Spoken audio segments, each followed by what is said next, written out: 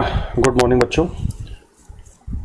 Life processes chapter को continue करते हुए इसके पार्ट 6 को हम आज डिस्कस करने जा रहे हैं और इसमें हम पढ़ेंगे रेस्पिरेशन का पार्ट ए और पार्ट बी में इसको हम कंप्लीट करेंगे, यानी कि हम 2 वीडियो में रेस्पिरेशन को कंप्लीट करेंगे। ठीक है, आइए स्टार्ट करते हैं।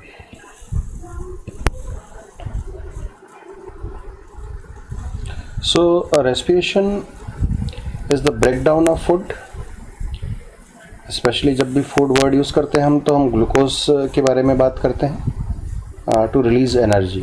तो क्या याद रखेंगे इसमें, ये ब्रेकडाउन ऑफ फूड, फूड का ब्रेकडाउन है। ब्रेकडाउन करने की प्रोसेस को हम कहते हैं। और ब्रेकडाउन क्यों किया जाता है, क्योंकि हमें उससे एनर्जी मिले। ठीक है, तो हमने स्टार्टिंग में पढ़ा था कि कैटाबॉलिक प्रोसेस। तो respiration is the catabolic process that is related to breakdown of large molecule into simpler ones to produce energy, and this energy will utilize for different purposes, we can say for growth and development. Okay, तो respiration की process होती कहाँ है? ध्यान रखिएगा कि यहाँ पर हम जो हम ब्रीथिंग करते हैं उसको भी कॉमन भाषा में उसको हम रेस्पिरेशन कह देते हैं, लेकिन हम जो रेस्पिरेशन की बात कर रहे हैं, हम बात कर रहे हैं सेलुलर रेस्पिरेशन के बारे में हम बात कर रहे हैं। तो where does it takes place? तो it is takes place in, वैसे डायरेक्टली माइटोकॉन्ड्रिया वर्ड भी यूज़ करना ठीक नहीं होगा। आप यहाँ पर 2 चीज़ों के बारे में बात करिएगा कि in cell cytoplasm, the first step of respiration completed in cell cytoplasm and remaining one is completed in mitochondria। ठीक है, 2 स्टेप में कंप्लीट होती है ये process. Step 1 is completed in cell cytoplasm and step 2 is completed in mitochondria। इतना याद रखिएगा, आगे हम डिस्कस करेंगे स्टेप 1 को हम क्या बोलते हैं और स्टेप 2 को हम क्या बोलते हैं। ठीक है, तो अब यहाँ पर एक और वर्ड आता है एंजाइम्स। तो रेस्पिरेशन के बारे में जब हम बात करेंगे या किसी भी मेटाबॉलिक प्रोसेस के बारे में बात करते हैं तो there are so many biocatalyst enzymes are taking part in this process and they will help to complete this process, but these are the enzymes, or we can say biocatalyst, not we can say their concentration or their quantity and quality is not changed after the completion of reaction। जब reaction होती है तो उस reaction को ये induce करेंगे, उसको उसकी एक्टिविटी को बढ़ाएंगे, जो भी सबस्ट्रेट होगा एक सबस्ट्रेट उसको प्रोडक्ट में कन्वर्ट कर देंगे, लेकिन उसके बाद इन एंजाइम्स की के क्वालिटी और क्वांटिटी में कोई चेंज नहीं आएगा। मतलब ये जैसे थे वैसे ही आपको वापस मिल जाएंगे। ठीक है, तो enzymes are biocatalyst which involve in different biochemical reactions and they induce these reactions but they are not changed after the completion of this reaction। ठीक है, तो चलिए आगे बढ़ते हैं। तो अभी हम सेलुलर रेस्पिरेशन के बारे में बात कर रहे थे और सेलुलर रेस्पिरेशन में हमने बात की थी कि फूड का ब्रेकडाउन होता है, ग्लूकोज का ब्रेकडाउन होता है। तो ग्लूकोज का ब्रेकडाउन जो हुआ वो पहला स्टेप है, उस पहले स्टेप को हमने कहा ग्लाइकोलिसिस। ग्लाइको का मतलब हुआ ग्लूकोज एंड लिसिस का मतलब हुआ ब्रेकडाउन ऑफ ग्लूकोज, है ना, इन सेल साइटोप्लाज्म। मैंने आपको कहा था cell cytoplasm the process of glycolysis is completed in cell cytoplasm and this is the step 1। okay, and step 2 after ये जो ग्लूकोज का ब्रेकडाउन हो गया, ग्लाइकोलिसिस की प्रोसेस होगी। हालांकि जब ब्रेकडाउन होता है तो ये पायरुविक एसिड में कन्वर्ट हो जाता है, किसमें? Pyruvic acid. So glucose is change into pyruvic acid by the process of glycolysis in cell cytoplasm, that is the step 1 of cellular respiration। and step 2, now this pyruvic acid PYA, मैंने ऐसा लिखा है, pyruvic acid है ये 3 carbon वाला एक compound है। ठीक है, ये ग्लूकोज जो होता है ये 6 कार्बन वाला कंपाउंड होता है और उसके टूटने से 2-3 कार्बन वाले 3 कार्बन के 2 मॉलिक्यूल्स जो पायरुविक एसिड के बन जाते हैं। और step two this pyruvic acid is transfer into the mitochondria. ठीक है, मैं इस प्रोसेस के बारे में अभी बात नहीं कर रहा हूँ, मैं इस सेकेंड वाली की बात कर रहा हूँ। In step 2 the pyruvic acid that is the end product of glycolysis, जो ग्लाइकोलिसिस का एंड प्रोडक्ट है वो पायरुविक एसिड अब माइटोकॉन्ड्रिया के अंदर जाएगा। वहाँ पर O2 की प्रेजेंस में वो कम्प्लीटली ऑक्सीडाइज हो जाएगा, किसमें, CO2 और H2O में, ठीक है, CO2 और H2O में वो ऑक्सीडाइज हो जाएगा। और इस प्रोसेस को हम बोलते हैं क्रेब्स साइकिल। क्या बोलते हैं? Krebs cycle. तो आपको नॉर्मल सेलुलर रेस्पिरेशन के बारे में हम बात कर रहे हैं कि cellular respiration is completed in 2 step. Step 1 is called as glycolysis that is completed in cell cytoplasm, है ना। और step 2 that is called as Krebs cycle completed in mitochondria, ठीक है। जो ग्लाइकोलिसिस होती है उसका एंड प्रोडक्ट क्या होता है? Pyruvic acid. और पायरुविक एसिड फिर कहाँ गया? माइटोकॉन्ड्रिया के अंदर गया, ऑक्सीजन की प्रेजेंस में किस में टूट गया? CO2 और H2O में टूट गया, ठीक है। इसको हम बोलेंगे क्रेब्स साइकिल। लेकिन अब यहाँ पर स्टेप 2 में एक और भी पाथवे हो सकता है कि O2 ना मिले, ठीक है। ये जनरली हम यहाँ पर अभी फ़िलहाल ये जो फर्मेंटेशन लिखा हुआ है तो हम यहाँ पर बैक्टीरिया के बारे में बात कर रहे हैं, सॉरी ईस्ट के बारे में बात कर रहे हैं, ठीक है। कि O2 की एब्सेंस में जो पायरुविक एसिड बनाता है स्टेप 1 में, वो O2 की एब्सेंस में अल्कोहल में कन्वर्ट हो जाएगा। किस में कन्वर्ट हो जाएगा? अल्कोहल में कन्वर्ट हो जाएगा। So this process is called as fermentation, and this process itself also it is completed in cell cytoplasm. There is no role of mitochondria in this way. fermentation, जो fermentation हो रहा है, जो anaerobic respiration हो रहा है, इसमें mitochondria का कोई रोल नहीं है और ऑक्सीजन का भी कोई रोल नहीं है, ठीक है। ओके, तो देखिए ग्लूकोज का ब्रेकडाउन किस तरीके से, ये 6 कार्बन वाला कंपाउंड है, मैंने आपको कहा था C6H12O6, तो 6 कार्बन वाला कंपाउंड ग्लूकोज साइटोप्लाज्म में ब्रेकडाउन हुआ, क्या बना? पायरुविक एसिड बना। पायरुविक एसिड कितने कार्बन होते हैं? 3 कार्बन होते हैं, यानी कि 6 कार्बन वाला जो कंपाउंड है वो 3 कार्बन वाले कंपाउंड में ब्रेक डाउन हो गया, पायरुविक एसिड में कन्वर्ट हो गया। And this process is called as glycolysis and it is completed in cell cytoplasm. कहाँ कंप्लीट हुआ? साइटोप्लाज्म में कंप्लीट हुआ। अब इन प्रेजेंस ऑफ ऑक्सीजन, मैंने कहा था कि ये पायरुविक एसिड माइटोकॉन्ड्रिया में जाएगा। यहाँ हम देख रहे हैं पायरुविक एसिड माइटोकॉन्ड्रिया में जाएगा और माइटोकॉन्ड्रिया में जाकर ये CO2 और H2O में ब्रेक हो जाएगा, एनर्जी प्रोड्यूस करेगा। तो ये हो गया हमारा इन प्रेजेंस ऑफ ऑक्सीजन का मतलब हो गया ये एरोबिक रेस्पिरेशन हो गया। क्या हो गया? ये एरोबिक रेस्पिरेशन हो गया। अब पायरुविक एसिड जो है वो एक दूसरी पाथवे में भी जा सकता है, अलग ऑर्गेनिज्म में, हमारी बॉडी में भी होता है, लेकिन हमारी बॉडी में मैं अभी ये यहाँ पर बात करूँगा, ठीक है, सॉरी यहीं पर ये सेकेंड ही हमारी बॉडी में ही है।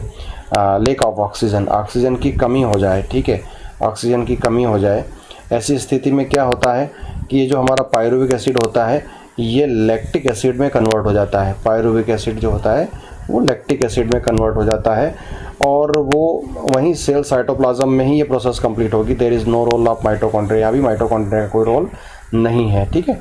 इन ह्यूमन मसल सेल, हमारी मसल सेल में एक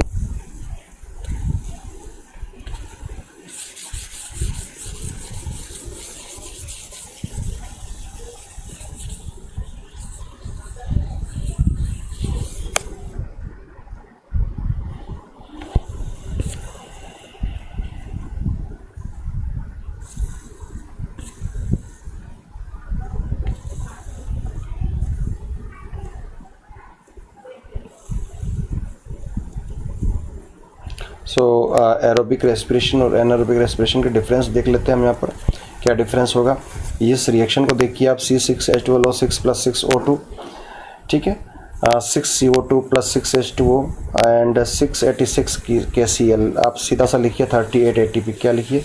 38 ATP, एडिनोसिन ट्राइफॉस्फेट, ठीक है। लेकिन आप यहाँ देखें C6H12O6 यानी कि ग्लूकोज जो फूड है directly change into ethyl alcohol C2H5OH, ethyl alcohol, and 2 molecules of carbon dioxide, 2 molecules of ethyl alcohol, 2 molecules of carbon dioxide, 56 KCl। आप सीधा सा लिखिए 2 ATP। क्या लिखिए? 2 ATP. So this is the huge amount of ATP differences in between this.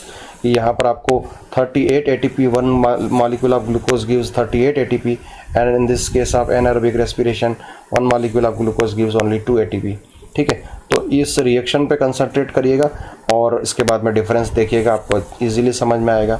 It takes place in the presence of oxygen. ये oxygen की presence में होता है. ये देखिए डायग्राम में ऑक्सीजन की प्रेजेंस दिख रही है. और यहाँ पर एब्सेंस ऑफ ऑक्सीजन, आप देखिए ग्लूकोज के साथ कहीं से कहीं तक कोई ऑक्सीजन को कंबाइंड नहीं किया है. In aerobic respiration complete oxidation of glucose takes place. Glucose का कंप्लीट ऑक्सीडेशन होता है और जब भी कंप्लीट ऑक्सीडेशन होगा तो वो CO2 और H2O में ब्रेक डाउन हो जाएगा. तो यहाँ जब कंप्लीट ऑक्सीडेशन है तो यहाँ पर क्या लिखेंगे हम, इनकम्प्लीट ऑक्सीडेशन लिखेंगे. क्या लिखेंगे, इनकम्प्लीट ऑक्सीडेशन. जब भी इनकम्प्लीट ऑक्सीडेशन होता है ग्लूकोज का तो या तो अल्कोहल या एसिड बनेगा, ध्यान रखिएगा. ठीक है, end product are CO2 and water. देखिए आप CO2 और वाटर एंड प्रोडक्ट है यहाँ पर. और यहाँ पर एथाइल अल्कोहल और लैक्टिक एसिड. अगर लैक्टिक एसिड बना है तो भी उसको भी हम एनारोबिक रेस्पिरेशन के बारे में बात करेंगे. मसल्स फटीग के बारे में हमने बात की थी, वो भी एनारोबिक रेस्पिरेशन है. और ये अल्कोहल फर्मेंटेशन जो हो रहा है ये भी एक तरीके का एनारोबिक रेस्पिरेशन ही है. तो या तो एसिड बनेगा, अल्कोहल बनेगा और साथ पे कार्बन डाइऑक्साइड रिलीज होगी.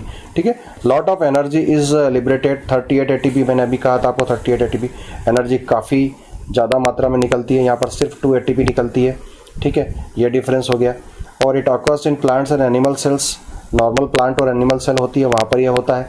लेकिन यहाँ हम बात करें anaerobic respiration occurs in many anaerobic bacteria. Anaerobic bacteria में देखने को मिलेगी, लाइक लैक्टिक एसिड बैक्टीरिया वहाँ देखने को मिलेगी. And human muscle cell. Human muscle cell में एनारोबिक रेस्पिरेशन आपको देखने को मिल सकता है. ठीक है, जो मसल्स फटीग के बारे में हम बात कर रहे हैं, लैक्टिक एसिड बन रहा है वहाँ. और एनएरोबिक बैक्टीरिया, या आप तो सिंपल सा आप यहाँ पर इसके लिए यूज़ कर लीजिए यीस्ट. तो यीस्ट में आप फर्मेंटेशन की प्रोसेस को समझा सकते हैं. ठीक है, ये जो प्रोसेस हो रही है ये यीस्ट में ही हो रही है. ये कहाँ पर हो रही है, यीस्ट में रिएक्शन है ये. अगर हम मसल सेल के बारे में बात करेंगे तो यहाँ पर लैक्टिक एसिड, ये जो ग्लूकोज है लैक्टिक एसिड में कन्वर्ट होगा. लैक्टिक एसिड का फार्मूला क्या होगा, तो यदि ये प्रोसेस ह्यूमन मसल सेल में होगी तो डायरेक्टली ये कंपाउंड बनेगा लैक्टिक एसिड. ये ग्लूकोज ले लीजिए और डायरेक्टली इसको लिख दीजिए, आप इसको लिख दीजिए, कोई कार्बन डाइऑक्साइड रिलीज नहीं होगी. Twice CH5COCOH. This is what the formula of we can say lactic acid, है ना. और 2 ATP वहाँ पर भी बनेगा, कोई दिक्कत नहीं है, उसको बना सकते हैं. So this is very very very important question for exams point of view. याद रखिएगा इसको. और इन स्टेप्स सबसे पहले इन केमिकल रिएक्शंस पे जाइए, इनको दोनों को आप लिखिए, समझिए, तो आपके मैक्सिमम डिफरेंस तो रिएक्शन को देखकर ही समझ में आ जाते हैं. एक और बड़ा डिफरेंस यहाँ पर ये कि जब हम एरोबिक रेस्पिरेशन के बारे में बात करेंगे, it is completed in cell cytoplasm and the second step is completed in mitochondria.